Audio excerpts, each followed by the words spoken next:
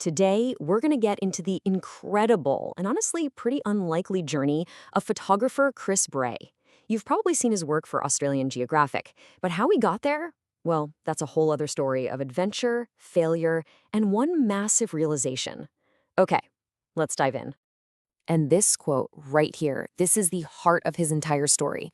Chris is so clear about this. Great photography isn't some magic gift you're born with. No, it's a skill. It's something you build through practice and learning. And that idea, it puts the power right back in your hands, which is what makes his story so cool. So where does a world-class photographer get his start? You might be picturing some kid who's had a camera glued to his hand since he was 5, right? Well, in Chris's case, the story begins in a place you'd never expect. On the deck of a boat, out in the middle of the ocean. And this right here really shows you the irony of his early life. I mean, think about it. You grow up sailing the entire globe. You'd think that would be the perfect training ground for a photographer, right? He was surrounded by amazing cultures, incredible landscapes, a nonstop parade of photo ops. And yet, despite all of that, his first photos were, let's just say, not great at all. This story just perfectly illustrates the point. He talks about getting his very first camera and, almost immediately, seeing this dolphin just leap spectacularly out of the water. The perfect shot, you'd think. The thing is, he's never even seen the photo. He's pretty sure he had all the wrong settings, probably didn't even wind the film on, and might have even left the lens cap on. It's just a hilarious and super humbling reminder that everybody starts at zero.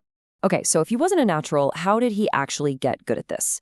Well, this is where this story takes a really dramatic turn. We're moving from the wide-open ocean to the completely unforgiving wilderness. And it was these harsh environments that would become his real classroom. So Chris and his high school buddy decided it would be a great idea to hike through a couple 100 kilometers of Tasmanian wilderness, where there were literally no paths. He calls it a really stupid idea himself, but this trip, which was funded just enough by Australian Geographic for him to buy his first real camera, was the thing that would completely change the entire course of his life. And just to give you a sense of how brutal this journey was, just look at this number, 800 meters.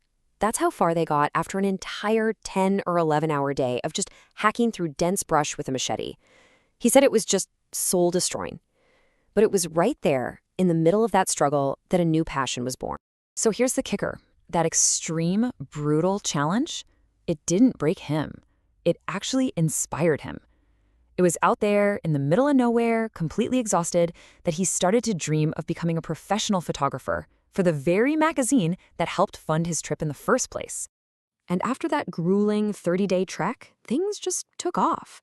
He won the Young Adventurer of the Year award, and that opened a lot of doors.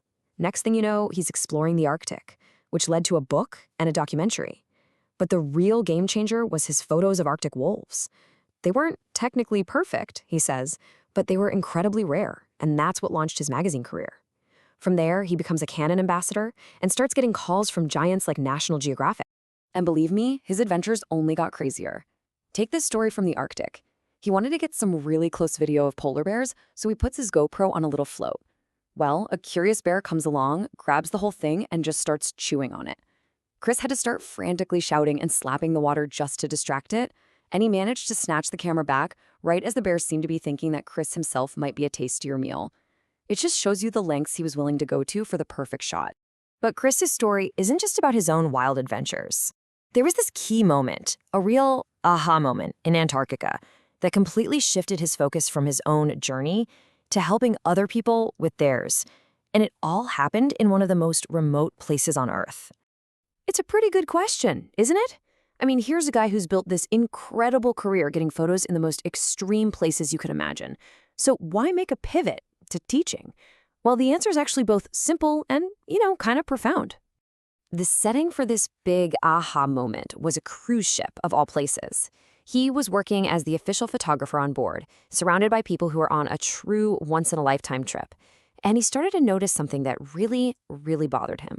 He saw guest after guest walking around with these incredible professional-grade cameras, and every single one of them was set to auto mode. And he just thought it was such a shame. I mean, these people were spending a fortune on a trip they would never do again, and they were running the risk of going home with photos that just didn't do the experience justice. So, as he tells it, mostly just out of boredom on the long sea voyage south, he decided to put together a little crash course. He presented it to anyone who wasn't too seasick, and the reaction was immediate and totally overwhelming. People loved his simple, practical way of explaining things, and they immediately started asking, "When's the next one? When can we book your course back in Australia?" And just like that, an entire business was born from this one little presentation. So when he got back home, Chris took that spark of an idea from Antarctica and really went to work.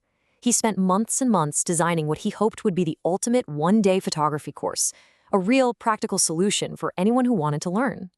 And this is what he came up with. It wasn't just another boring lecture. It was a whole system. You had the one-day course, which is a perfect mix of theory and actually getting your hands on the camera. Then there's a detailed booklet with all the notes, so you don't have to sit there frantically scribbling everything down. And, I think this is brilliant, he made these little plastic clip cards with key reminders that you can literally attach right to your camera bag. He didn't just teach the stuff, he created practical tools to make sure it all sticks. So, what does this path to taking great photos actually look like? Well, Chris basically breaks down the really complex world of photography into these clear, manageable steps that, honestly, anyone can follow. Let's just walk through the core parts of his roadmap. First up, he starts with exposure. That's the absolute fundamental of getting the brightness just right. Then, he moves on to aperture, which is the secret sauce for creating that beautiful, pro-looking blurry background. After that, it's all about shutter speed, where you learn how to either freeze a fast-moving subject perfectly or create those really cool artistic motion blurs. And finally, he covers the crucial arts of composition and lighting, teaching you how to arrange your shot and use light to make your photos truly pop. It's a complete start-to-finish system. So when you look at it all, Chris Bray's journey just proves that expertise isn't some gift you're born with. It's a path you choose to walk. His started with one completely failed photo of a dolphin and ended up taking him to every corner of the planet.